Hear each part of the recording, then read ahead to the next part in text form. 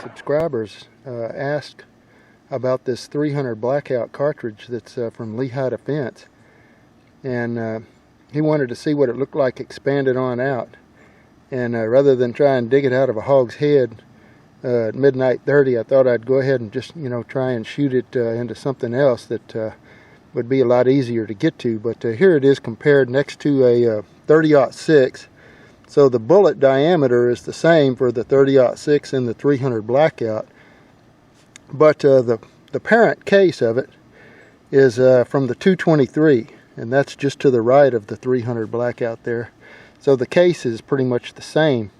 It's just been kind of necked up so that it can receive that 30 caliber cartridge or bullet. And then, just for comparison's sake, there's a little 22 long rifle just right next to it. There's a couple of things that make this particular bullet unique, and hopefully you can see one of them there. Is it's got a long slit right down the side, and it's got 4 of those as it works its way around the bullet.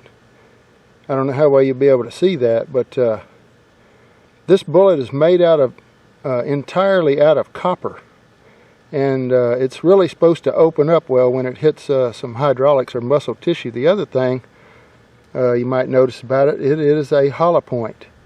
Now it looks like it does have something down inside it there, maybe a little drop of silver of some kind or something that helps the ballistics, I guess, or helps it fly through the air, the aerodynamics I should say.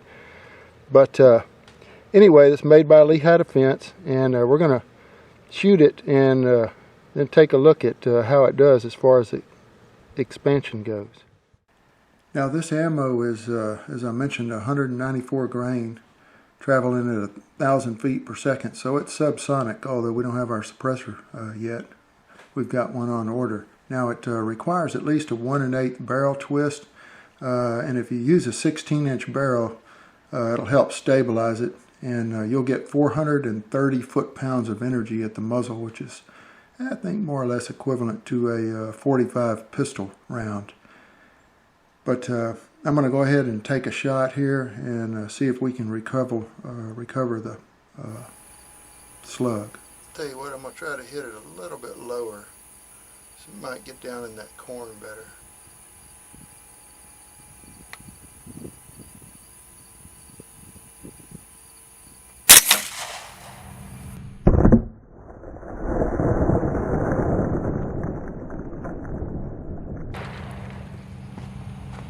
I don't think it's going to be in there. All right, as you can see, it did actually hit where I was aiming. I decided to go about an inch below the little bullseye because I just wanted it to hit both these jugs. And it does look like it went through the first jug and tore out the back, went into the second jug, and then tore out the back of that. Looks like it may have had some expansion going there. Now, whether or not it actually went down in this corn and stayed in the trough, I don't know. We'll search around and yeah, there it is.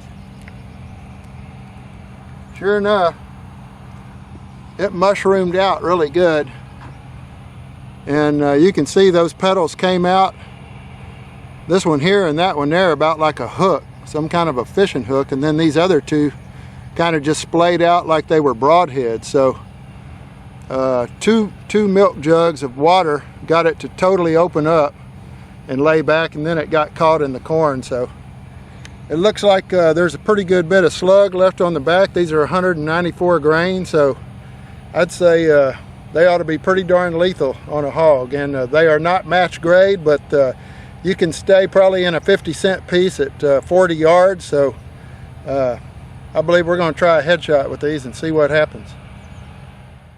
I went ahead and took some needle nose and straightened the petals out and set it on top of a quarter so you kind of get an idea of how wide those petals flay out there. But I put a tape measure to it just to kind of see how wide they are, and it looked like they were 1.5 inches, so that's equivalent to just about most broadheads on the market.